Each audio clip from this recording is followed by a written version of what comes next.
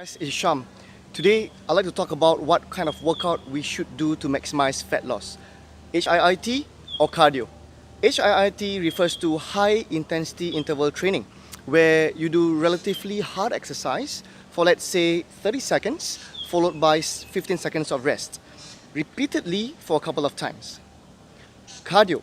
Cardio refers to aerobic training, activities that involve large muscle groups, worked and used over a sustained period of time, such as LSD, which is a long, slow distance, such as running or cycling.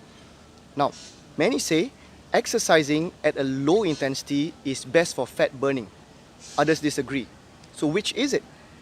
To maximize fat loss, should you exercise at a low intensity or high intensity? See, during aerobic activity, your body uses two main kinds of stored energy for fuel. One, fat. Two, carbohydrates or sugar. The intensity of your exercise session determines how much of each energy source is utilized. Many people believe that a long duration of low to moderate intensity exercise is the best way to lose fat. That's because at an easy pace of, let's say, working at 60% of your maximum heart rate, approximately 50% of the calories you burn will come from fat. If you exercise at a higher intensity, say 80% of your maximum heart rate, only 40% of calories you burn will come from fat. The majority will come from sugars. So, 1. Lower intensity exercise burns more fat calories than higher intensity activities. 2. The more intense your exercises are, the more carbohydrates and hence the less fat calories you'll expend. But if you're ready to conclude that lower intensity exercise is the way to go for optimal fat loss, hold on. When your goal is fat loss, you have to look at the total number of calories you expend during an exercise session. Low intensity activity burns less overall calories than higher intensity exercise. So let's say that you walk at an easy pace for 45 minutes. You would burn far less calories than if you ran at a higher intensity for that same duration. Burning a greater percentage of fat as fuel does not mean greater fat loss. To make the most out of your fat loss program, you have to focus on the total amount of calories you burn in a session, not the percentage of fat versus sugars. Since high intensity exercise burns more calories in a shorter period than a low intensity activity, it is extremely time efficient.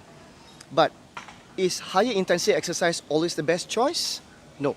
If you're just starting an exercise program and your goal is fat loss, it wouldn't be wise to jump straight into a high intensity exercise routine. If you don't enjoy yourself first, you're bound to feel so uncomfortable and discouraged that you may quit your program fairly quickly. So for beginners, my suggestion, if you are interested in fat loss, stick with low to moderate intensity for the first couple of sessions. Give yourself time to improve your fitness level and gradually increase the intensity of your workouts. So there you have it. HIIT is good and time efficient, but as a beginner, you'd want to start with cardio activities first.